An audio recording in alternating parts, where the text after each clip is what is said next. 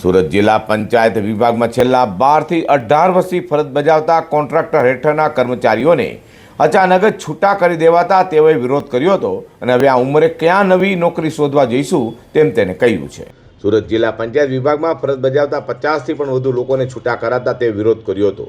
સુરત જિલ્લા પંચાયતે 50 થી વધુ તો સમગ્ર ગુજરાતમાંથી કુલ 1500 થી પણ વધુ લોકોને છૂટા કરવામાં આવતા કોન્ટ્રાક્ટ હેઠળના કર્મચારીઓમાં રોષ જોવા મળ્યો છે। આ તમામ કર્મચારીઓ 12 થી 18 વર્ષથી કોન્ટ્રાક્ટ ઉપર જિલ્લાના પંચાયતમાં ફરજ બજાવતા હતા, જેને લીધે તેઓએ કહ્યું હતું કે આ ઉંમરે છૂટા કરતા અમે ક્યાં જઈશું, અમને કોણ નોકરી આપશે તેવા સવાલો કર્યા હતા। 2 વર્ષનો ઇન્ક્યુમેન્ટ બાકી છે તો ગત તારીખ 20મી જાન્યુઆરી 2025ના રોજ રાત્રિ દરમિયાન તમામ કર્મચારીઓને મેલ મારફતે જાણ કરાઈ હતી, જેને સુરત જિલ્લા પંચાયત કચેરી બહાર દેખાવ કરી વિરોધ નોંધાવ્યો હતો।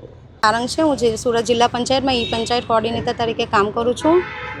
સરકારશ્રીના 10 દિવસ પહેલાંના પત્ર મુજબ 1579 કર્મચારીઓમાંથી ખાલી 70 કર્મચારીઓને કન્ટિન્યુ રાખવામાં આવ્યા છે। એટલે આખા ગુજરાત રાજ્યના 1509 અને અમારા સુરત જિલ્લાના 50 જેવા કર્મચારીઓને તાત્કાલિક છૂટા કરી દેવામાં આવ્યા છે, અને એ બી 10 દિવસના નોટિસ પીરિયડમાં। અમને કોઈ નોટિસ પીરિયડ આપવામાં આવ્યો નથી, અને 1 ફેબ્રુઆરી 2026થી અમને લોકોને છૂટા કરી દીધા છે, જે અમારી એજન્સી દ્વારા મેલ દ્વારા કહેવામાં આવ્યું છે।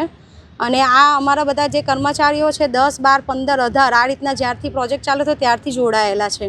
તો હવે એ લોકોની ઉંમર પણ નીકળી ગઈ છે, અને એ લોકો સરકારી નોકરીમાં વય મર્યાદા એ લોકોની આવી રહે એવું જ નથી ને એમના બાળકોનો અભ્યાસ છે, એમના માતા પિતા વૃદ્ધ થઈ ગયા છે, તો આ લોકો બધાનું ભરણ પોષણ કરશે કોણ? સરકાર કરશે, કોણ કરશે?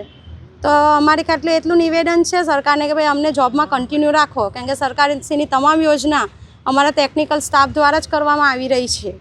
એટલે સરકારને કદાચ એવું લાગતું હોય કે આ લોકો નહીં હશે તો કામ નહીં થશે, તો થોડું વિલંબ થશે, પણ અમને આવી રીતે છૂટા ના કરી દો, અમને કન્ટિન્યુ રાખો તો વધારે સારું છે, એટલું અમે ખાલી કહેવા માંગીએ છીએ। ત્યારે હવે જોવું રહ્યું કે સુરત જિલ્લા પંચાયત વિભાગના વર્ષોથી કોન્ટ્રાક્ટ હેઠળ કામગીરી કરતા કર્મચારીઓને પરત નોકરી લેવાઈ શકે કેમ।